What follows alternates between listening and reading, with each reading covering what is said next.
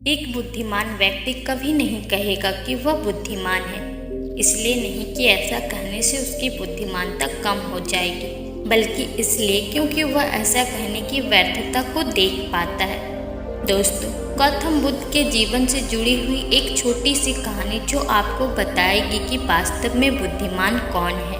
तो चलिए कहानी को शुरू करते हैं। एक नगर में एक लड़का रहता था और उसका दिमाग बहुत तेज था।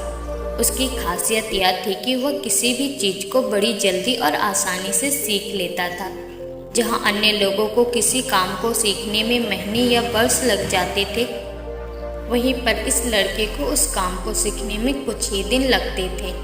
उसकी खासियत दूर दूर तक फैल गई थी और कहा जाने लगा था कि उस व्यक्ति के जितना बुद्धिमान कोई नहीं है।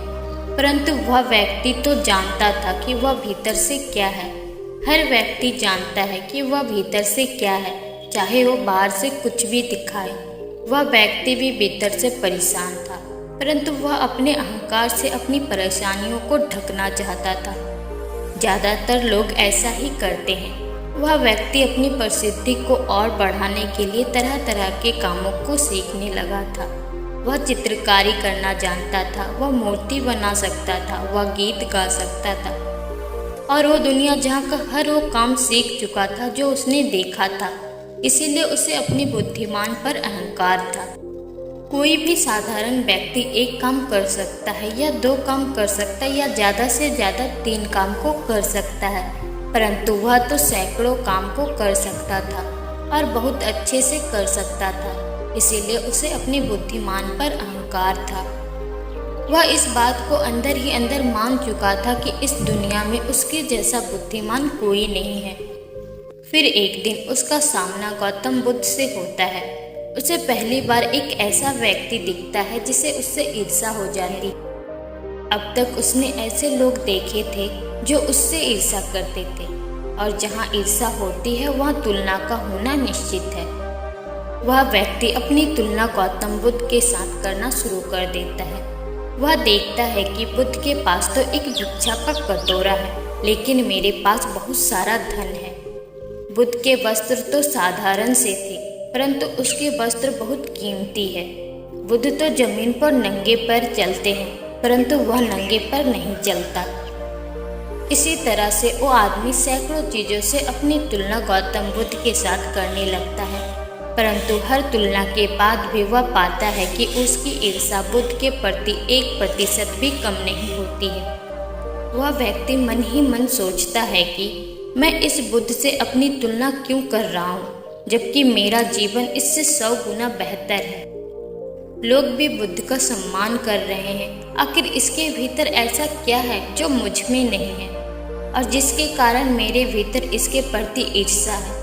बहुत देर अपने मन में उलझे रहने के बाद वह व्यक्ति तय करता है कि वह बुद्ध के पास जाएगा और उनसे पूछेगा उनकी उपलब्धि क्या है। वह व्यक्ति अपने सेवकों के साथ बुद्ध के पास जाता है और उनसे कहता है, मैं इस इलाके का सबसे बुद्धिमान व्यक्ति हूँ और आप अपने आसपास जो भी देख रहे हैं मैं वो सब करना जानता हूँ। किसी भी कार्य को सीखने में मुझे बहुत ही कम समय लगता है।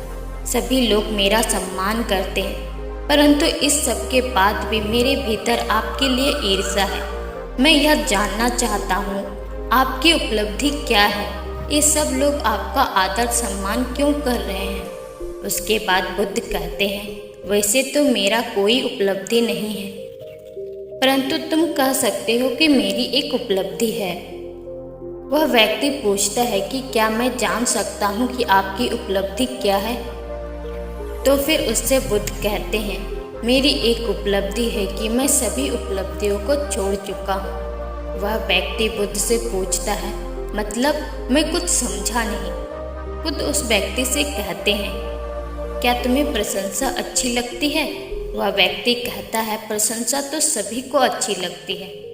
उसके बाद बुद्ध कहते हैं, क्या तुम्हें निंदा अच्छी लगती है? तो वह व्यक्ति कहता है, भला इस दुनिया में कौन है जिसे अपनी निंदा अच्छी लगे। उसके बाद बुद्ध कहते हैं कि जो तुम्हें अच्छा लगता है और जो तुम्हें बुरा लगता है, मैं इन दोनों से भी ऊपर उठ चुका हूँ। ना मुझे निंदा सताती है और ना ही मुझे अपनी प्रशंसा प्रसन्न करती है। बस यही अंतर है तुम में और मुझ में। उसके बाद वह व्यक्ति बुद्ध से कहता है, परंतु यह कैसे संभव है? बुद्ध मुस्कुराते हैं और उस व्यक्ति से कहते हैं, तुमने सैकड़ों काम सीखे लेकिन एक सबसे जरूरी काम को तुमने सीखना भूल गया। वह व्यक्ति बुद्ध से पूछता है कि वो कौन सा काम है बुद्ध? बुद्ध कहते हैं, अपने मन को नियंत्रण करना। क्या तुम्हें आता है? बुद्ध की वह बात सुन वह व्यक्ति समझ जाता है कि ईर्ष्या का यही कारण था। इसके बाद बुद्ध कहते हैं कि जिस व्यक्ति ने सारा जगत को जीत लिया लेकिन अपने मन को नहीं जीता, उसने कुछ भी नहीं जीता। और जिसने अपने मन को जीता परंतु अपना सब कुछ गंवा दिया, फिर भी उसने सब कुछ जीत लिया। क्योंकि वास्तव में बुद्धिमान व्यक्ति वही है जो अपने मन का शासक है, वो नहीं जो अपने मन का गुलाम है।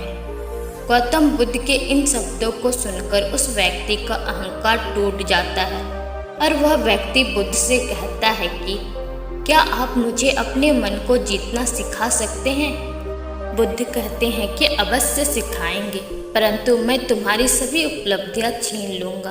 फिर उसके बाद वह व्यक्ति बुद्ध से कहता है कि मैं तैयार हूँ। उस दिन से वह व्यक्ति ध्यान करना शुरू कर देता है, क्योंकि ध्यान ही वह तरीका है जिससे आप अपने मन को अपने वश में कर सकते हैं। तो दोस्तों, आपको ये स्टोरी कैसी लगी? अगर अच्छी लगी है तो वीडियो को लाइक करके चैनल को सब्सक्राइब कर दें।